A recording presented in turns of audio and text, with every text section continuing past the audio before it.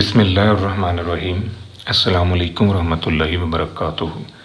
लाखों करोड़ों दुरूद सलाम नबी करीम सल्लल्लाहु अलैहि वसल्लम पर और आपकी आल पर। आज बेटा हमारा टॉपिक है estimation of mean, median, mode, quartiles, deciles and percentile in form of discrete probability distribution. बड़ा इम्पोर्टेंट टॉपिक है, बड़ी तवज्जो से समझिएगा। यहाँ पर मैंने जो फंक्शन यूज़ किया है वो लूडो के दो दानों को रोल करने से जो हमें सैम्पल स्पेस आई है उस सैम्पल स्पेस से बना है, यानी सम ऑफ अपर फेसेस। ये आपका वेरिएबल है x और इस x का प्रोबेबिलिटी मैथ फंक्शन जो है वो मैंने ये चूज़ किया है।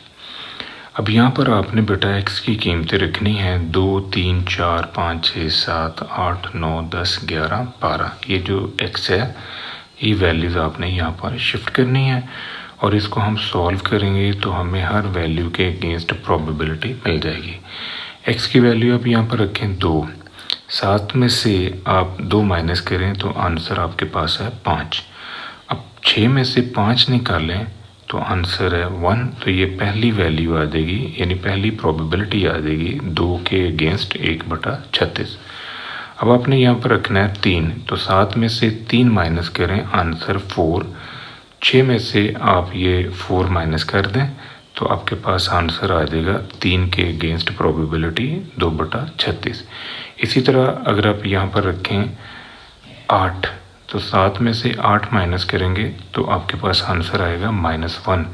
ये जो मॉड लगा हुआ है ये उस माइनस को कर देगा प्लस। तो फिर 6 में से आप 1 माइनस करेंगे, तो 6 में से 1 माइनस करेंगे तो आपके पास जो रिज़ल्ट आएगा वो आएगा 5।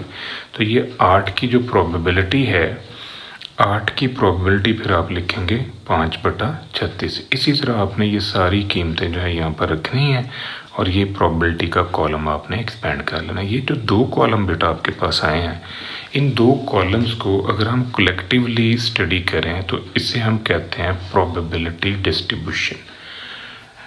अब ये जो प्रोबेबिलिटी डिस्ट्रीब्यूशन है ये बिल्कुल ट्रू है। उसकी वजह ये है कि जो 3 प्रॉपर्टीज़ हैं प्रोबेबिलिटी डिस्ट्रीब्यूशन की, ये दोनों कॉलम उनको पूरा कर रहे हैं।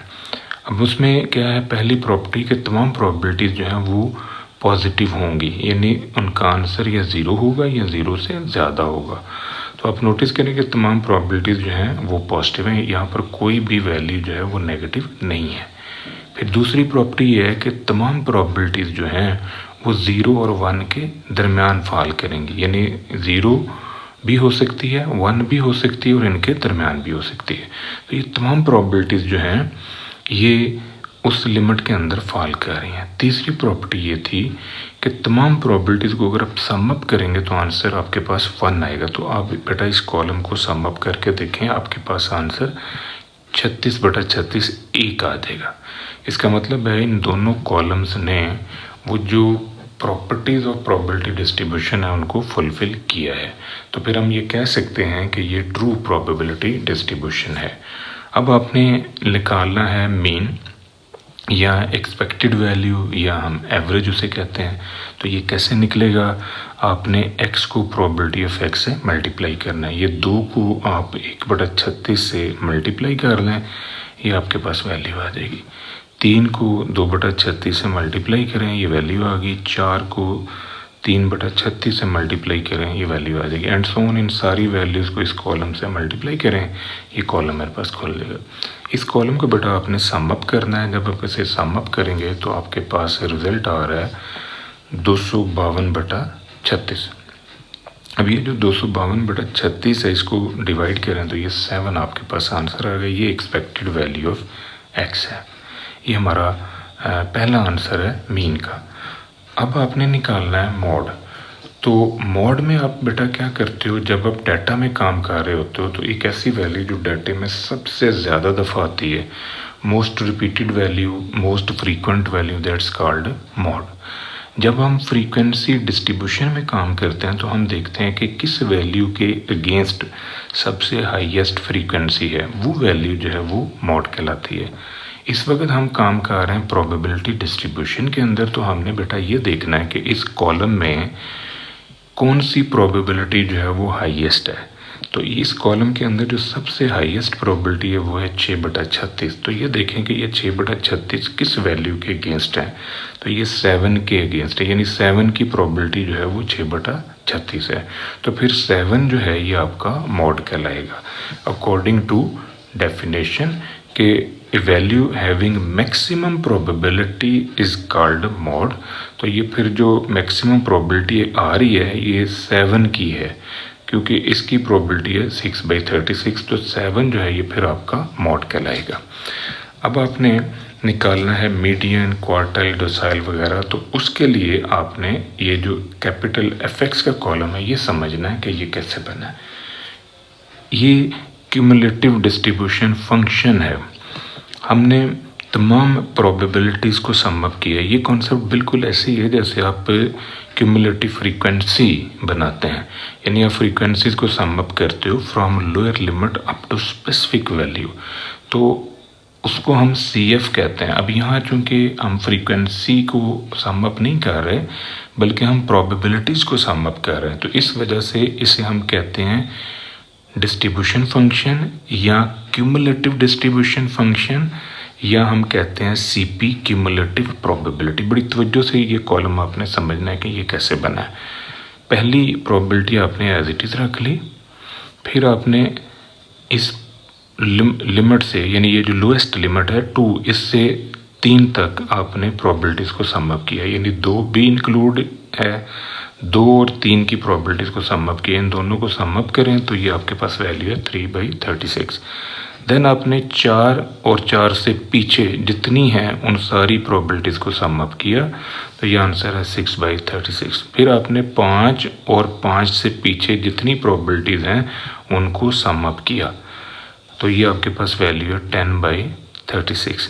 6 और 6 से पीछे जितनी वैल्यूज़ हैं उन सब की प्रोबेबिलिटीज़ को आपने सम अप किया, तो ये आंसर आपके पास है 15/36। फिर 7 और 7 से पीछे जितनी प्रोबेबिलिटीज़ हैं इनको सम अप किया, तो ये आंसर है 21/36। सिमिलर पैटर्न आपने ये बाकी भी सारी प्रोबेबिलिटीज़ जो हैं सम अप कर लेनी है। अब ये मैंने साइड पे ना रेंज लिखी हुई है। इसकी जो रेंज है यहाँ पर x <= 2 है, इसका मतलब 2 या 2 से पीछे। इसकी जो रेंज है वो है x <= 3, इसका मतलब 3 और 3 से पीछे जितनी हैं प्रोबेबिलिटीज़ उनको सम अप कर लें।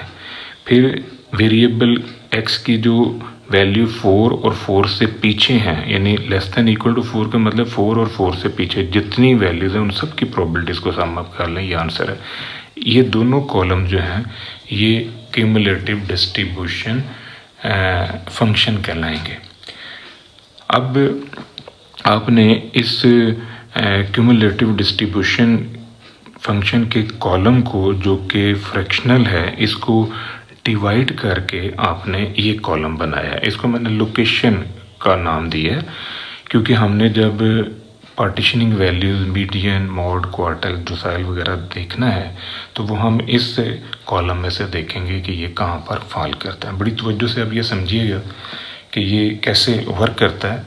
अच्छा, एक ख़ास पॉइंट जो मैंने शेयर करना है वो ये कि जो कैपिटल एफएक्स का कॉलम है उसमें लास्ट वैल्यू जो है वो 1 होगी, क्योंकि यहाँ पर आके तमाम प्रोबेबिलिटीज़ जो हैं वो सम अप हो चुकी हैं। इसका मतलब 12 और 12 से पीछे जितनी वैल्यूज़ हैं उन सब की प्रोबेबिलिटीज़ को आपने सम अप किया है, तो ये टोटल प्रोबेबिलिटी का कॉलम जो है वो सम अप हो गया। यानी ये सारी प्रोबेबिलिटीज़ जो है ये आपने सम अप कर ली, तो ये लास्ट वैल्यू जो है ये 1 होगी। 36/36 ये 1 आ रहा है।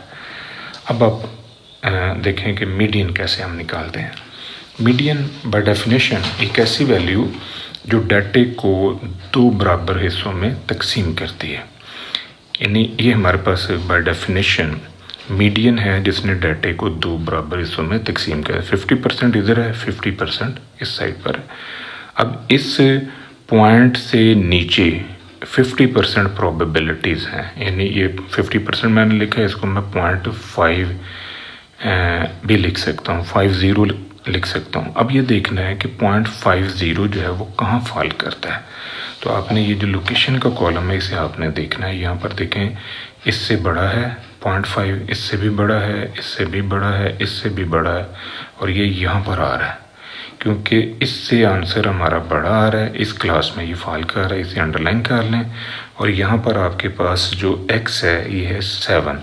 इसका मतलब कि आपका जो मीडियन है वो 7 है। 21/36 की जो प्रोबेबिलिटी है, क्यूमुलेटिव प्रोबेबिलिटी, इसको डिवाइड करें तो ये आंसर हमारे पास आ रहा है।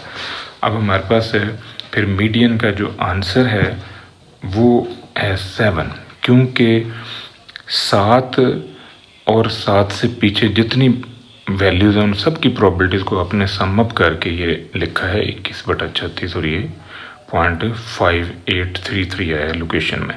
तो ये 7 जो है ये आपका मीडियन कहलाएगा। अब आपने मालूम करना है क्वार्टाइल। Q1 जो है बेटा एक ऐसा क्वार्टाइल है जिसे हम लोअर क्वार्टाइल भी कहते हैं, जिसे हम फर्स्ट क्वार्टाइल भी कहते हैं। अब इसके पीछे जो है 25% डाटा है और इसके आगे 75% है। इसी तरह ये Q2 जो है ये सेकंड क्वार्टाइल है, इसके नीचे भी 50% है और इसके ऊपर भी 50% है। इसी तरह ये Q3 थर्ड क्वार्टाइल है, इसे हम अपर क्वार्टाइल भी कहते हैं। इसके नीचे 75% है और इसके ऊपर जो है वो 25% है। बड़ी तवज्जो से आपने सीखना है। Q1 फर्स्ट क्वार्टाइल, अब ये वो क्वार्टाइल है जिसके नीचे 25% डाटा आ रहा है, या 25% प्रोबेबिलिटी जो है वो होगी। न्यूमेरिकल आंसर आप कह लें कि 25% है। अब इसको हम लिख सकते हैं कि probability of x less than equal to Q1। अब Q1 कोई नंबर है जिसके नीचे 0.25 या 25% वैल्यूज़ एग्जिस्ट कर रही हैं। अब आपने इसको बेटा लोकेशन वाले कॉलम में देखना है कि 0.25 जो है वो कहाँ आ रहा है। अभी इससे बड़ा आ रहा है, इससे भी बड़ा है 0.25, और इससे भी बड़ा है, यहाँ पर ये वैल्यू आ रही है क्योंकि ये 0.27 है और आपका आंसर 0.25 है। तो इसको आप अंडरलाइन करें तो x की वैल्यू देखें ये 5 है। इसका मतलब 5 जो है ये आपका फर्स्ट क्वार्टाइल है। ये 10/36 पे ये आंसर आपको मिलेगा। तो F5 के अगेंस्ट, यानी कैपिटल F5 के अगेंस्ट 10/36 है, ये लोकेशन नज़र आ रही है। तो Q1 का आंसर है 5। इसी तरह आपने Q3 निकालना है। अब Q3 एक ऐसी वैल्यू है जो जिसके नीचे 75% ऑब्जर्वेशन फॉल करती हैं, या जिसके नीचे जो प्रोबेबिलिटी है वो 75% है या 0.75 है। अब हम देखेंगे लोकेशन के कॉलम में कि 0.75 कहाँ फॉल करता है। तो आप नोटिस करें 0.75 जो है इससे भी बड़ा है, इससे भी बड़ा है, इससे भी बड़ा है, इससे भी बड़ा है, यहाँ पर ये वैल्यू आ रही है। तो इसे अंडरलाइन कर लें, और यहाँ पर 9 जो है वो आपका थर्ड क्वार्टाइल कहलाएगा 30/36 के अगेंस्ट। तो ये हमारे पास है F9 जो है ये इंडिकेट करता है आपका थर्ड क्वार्टाइल, यानी ये लोकेशन में वैल्यू आपको मिली 30/36 से। तो ये Q3 जो है ये आपके पास होगा 9। यहाँ पर गलती से मैंने 5 ही लिख दी है, ये बेटा 9 है। ये 9 वैल्यू जो है x की वैल्यू 9 जो है ये एज ए थर्ड क्वार्टाइल जो है वो यूज़ होगी। सिमिलर पैटर्न Q2 भी आप मालूम कर सकते हैं। Q2 को बेटा हम मीडियन भी कहते हैं, यानी यहाँ पर हम मीडियन भी लिख सकते हैं क्योंकि 50% डाटा जो है वो इससे नीचे है, या 50% प्रोबेबिलिटी जो है वो इससे नीचे है। तो ये 7 पे आपके पास 50% आंसर बन रहा है, यानी इसको सॉल्व करेंगे तो ये 0.58 आ रहा है और आपकी जो डिमांड है वो इससे नीचे नीचे है। तो ये 7 जो है ये आपका Q2 है। अब आपने मालूम करना है बेटा डोसाइल। तो डोसाइल से मुराद वो वैल्यूज़ हैं जो अरेंज किए हुए डाटे को 10 बराबर हिस्सों में तकसीम करती है। यानी पहली तो इसकी पहचान ये होगी कि ऐसी वैल्यूज़ जो अरेंज किए हुए डाटे को 10 बराबर हिस्सों में डिवाइड करते हैं। अब ये जो D1 है इसके नीचे 10% प्रोबेबिलिटी है और इसके ऊपर 90% है। इसी तरह ये D2 है, इसके नीचे 20% है और इसके ऊपर 80% है। इसके नीचे 30% है और इसके ऊपर जो है वो 70% है। इस पैटर्न पर आपने इसे समझना है। अब हम D3 मालूम कर रहे हैं। D3 एक ऐसी वैल्यू जिसके नीचे 30% प्रोबेबिलिटी फॉल कर रही है। तो अब इसको आपने फिर लोकेशन के कॉलम में देखना है कि 0.3 कहाँ आ रहा है। इससे बड़ा है 0.3, इससे भी बड़ा है, इससे भी बड़ा है, इससे भी बड़ा है, यहाँ पर ये वैल्यू आ रही है। तो इसे आप अंडरलाइन कर लें। यहाँ पर x की वैल्यू जो है वो 6 है, यानी D3 का आंसर जो है वो 6 कहलाएगा, क्योंकि आपकी जो D3 की प्रोबेबिलिटी है यानी 0.3 वो F6 के ऊपर फॉल कर रही है। 15/36 को सॉल्व करें, ये आंसर आपके पास आ रहा है। ये D3 आपका रिक्वायर्ड आंसर होगा। अब आपने लेना है D5। D5 को हम 5th डोसाइल कहते हैं और इसके नीचे 50% डाटा है या 50% प्रोबेबिलिटी है। तो आप ये कह सकते हैं कि ये आंसर आपका बनेगा 0.50। तो लोकेशन के कॉलम में आपने 0.5 देखना है, तो इससे बड़ा है, यहाँ पर ये वैल्यू आ रही है, इसे अंडरलाइन कर लें। x की वैल्यू 7 जो है ये आपका D5 होगा। नेक्स्ट टॉपिक है हमारा परसेंटाइल।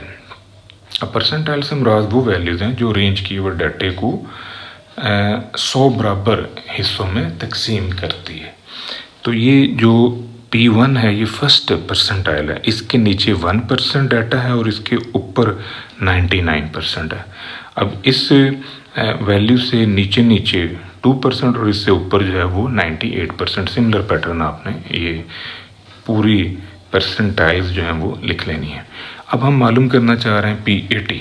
P80 से मुराद एक ऐसी वैल्यू है जिसके नीचे 80% ऑब्जर्वेशन है और जिसके ऊपर 20% है। तो हम ये कह सकते हैं कि P80 जो है एक ऐसी वैल्यू जिसके नीचे 80% ऑब्जर्वेशन है या 0.8 प्रोबेबिलिटी फॉल करती है। अब हम इसको लोकेशन के कॉलम में देखेंगे कि हमारे पास ये 0.8 जो है ये कहाँ फॉल कर रहा है। तो देखें ये इससे बड़ा है, इससे भी बड़ा है, इससे भी बड़ा है, यहाँ पर ये वैल्यू आ रही है। इसे आप अंडरलाइन कर लें तो यहाँ पर ये 9 जो है ये आपका P80 के तौर पे यूज़ होगा। तो ये F9 ये 30/36 को आपने सॉल्व किया तो ये वैल्यू आ रही है P80 यानी 80th परसेंटाइल जो है ये आपका फिर 9 है। इसी तरह अब आपने 90th परसेंटाइल जो है वो मालूम करना है। 90th परसेंटाइल से मुराद एक ऐसी वैल्यू जिसके नीचे 90% ऑब्जर्वेशन है या जिसके नीचे 90% प्रोबेबिलिटी है, 0.90 प्रोबेबिलिटी फॉल कर रही है। अब इसे भी आपने लोकेशन के कॉलम में देखना है।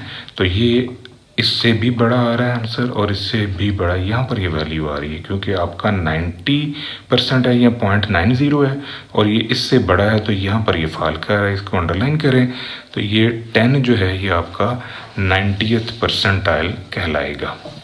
ये 90th परसेंटाइल की वैल्यू F10 पे, कैपिटल F10 यानी डिस्ट्रीब्यूशन फंक्शन में F10 जो है वो आपको इंडिकेट करके दे रहा है 90th परसेंटाइल। अब आपने बेटा कुछ क्वेश्चन मैंने दिए हैं प्रैक्टिस के लिए आपको, उनको आपने सॉल्व करना है और उनमें से ये quartile, decimal, percentile, median and mod वगैरह जो है ना ये मालूम करना है। मैं थोड़ा सा आपके साथ शेयर कर लेता हूँ हिंट वगैरह। ये PMF आपको दिया हुआ है, प्रोबेबिलिटी मैच फंक्शन। यहाँ पर आपने x की कीमतें रखनी है 0, 1, 2, 3, 4, ये खुल जाएगा। फिर आपने इस कॉलम से जो प्रोबेबिलिटी का कॉलम खुला है उससे आपने क्यूमुलेटिव प्रोबेबिलिटी यानी कैपिटल FX का कॉलम बना लेना और फिर बाकी काम वही है। ये यूनिफॉर्म डिस्ट्रीब्यूशन है। आपके पास जो x वेरिएबल है उसकी 12 वैल्यूज दी गई हैं 1 से लेके 12 तक। हर एक की प्रोबेबिलिटी जो है वो 1/12 है। 1/12 को आपने बेटा डिवाइड करके पॉइंट में लिख लेना है और फिर अगली प्रोबेबिलिटी सम अप करके तो आपने कैपिटल FX क्यूमुलेटिव प्रोबेबिलिटी का कॉलम खोल लेना है। फिर बाकी काम आपका वही है, लोकेशन वाला कॉलम खोल देगा और वहाँ से देखते जाइएगा मीडियन, क्वार्टाइल, डेसिमल, परसेंटाइल कहाँ फॉल करता है। ये पाइथन डिस्ट्रीब्यूशन मैंने बनाई है। अब इसकी जो रेंज है वो 0 से इन्फिनिटी है। तो अब आप 0 से इन्फिनिटी तक तो नहीं जाएंगे, आपने इसमें से कोई 10 वैल्यूज़ जो है ना वो जनरेट कर लें, 10-12 वैल्यूज़ आप जनरेट कर लें, 0, 1, 2 अप टू 12 तक आप लिख लीजिएगा। और 12 जब आप लिखेंगे ना तो साथ 12 प्लस लिख लीजिएगा। इसका मतलब 12 और 12 से आगे जितनी वैल्यूज़ हैं उन सारों की प्रॉबिलिटी आपने सम अप कर लेनी। यहाँ पर देखें x की वैल्यू रखें 0, 1, 2, 3, इसे फिर एक्सपेंड कर लेना, ये प्रॉबिलिटी खुलेगी। फिर इससे CP क्यूमुलेटिव प्रॉबिलिटी का कॉलम और बाकी वही लोकेशन के कॉलम से फिर मीडियन, मॉड, क्वार्टाइल, डिसाइल वगैरह ले लें। यहाँ पर आपने बेटा x की कीमतें रखनी है ये वाली, फिर यहाँ पर x की कीमतें रखनी है ये वाली। ये पूरा कॉलम खुल जाएगा 2 से लेके 8 तक। अब ये जो पूरा कॉलम खुलेगा तो हर वैल्यू के साथ k लगा होगा। अब आपने क्या करना है, आपने k जो है वो मालूम करना है। तो टोटल प्रोबेबिलिटी 1 है। उस पूरे कॉलम को जब आप सम अप करेंगे तो आपके पास कोई न्यूमेरिकल वैल्यू के साथ k लगा हुआ आ जाएगा, तो वो इक्वल टू 1 कीजिएगा, वहाँ से k की कीमत मिलेगी। वो k की कीमत आपने वापस शिफ्ट कर देनी है। जब आप उसे वापस शिफ्ट करेंगे तो प्रोबेबिलिटी डिस्ट्रीब्यूशन खुल जाएगी। फिर उससे आपने बनाना है कैपिटल Fx यानी क्यूमुलेटिव डिस्ट्रीब्यूशन फंक्शन या क्यूमुलेटिव प्रोबेबिलिटी का कॉलम। फिर उससे आपने मीडियन, मॉड, क्वार्टाइल, डिसाइल वगैरह मालूम करना है। नेक्स्ट ये क्वेश्चन जो है, यहाँ पर आपको कैपिटल Fx दे दिया है। अब कैपिटल Fx दे दिया और पूरे कॉलम के साथ देखें जितनी वैल्यूज़ हैं वहाँ k पड़ा हुआ है। अब k आपने निकालना है, तो ये जो लास्ट है कैपिटल Fx जो लास्ट में आपको दिया गया है 36k, यहाँ पर 1 होना चाहिए, क्योंकि जो क्यूमुलेटिव डिस्ट्रीब्यूशन फंक्शन है उसकी आखिरी वैल्यू जो है ना वो 1 होती है। तो आपने इसको इक्वल टू 1 करना है, तो यहाँ से k की वैल्यू आ जाएगी 1/36। जब आप यहाँ पर बेटा 1/36 रखेंगे तो फिर ये क्वेश्चन सेम वही हो जाएगा जो मैंने अभी आपको सारा सॉल्व करके दिया है। तो ये था बेटा आज का हमारा लेक्चर। दुआ में याद रखिएगा। इंशाल्लाह अगली वीडियो के साथ फिर हाजिर होंगे। फ़ी अमान अल्लाह।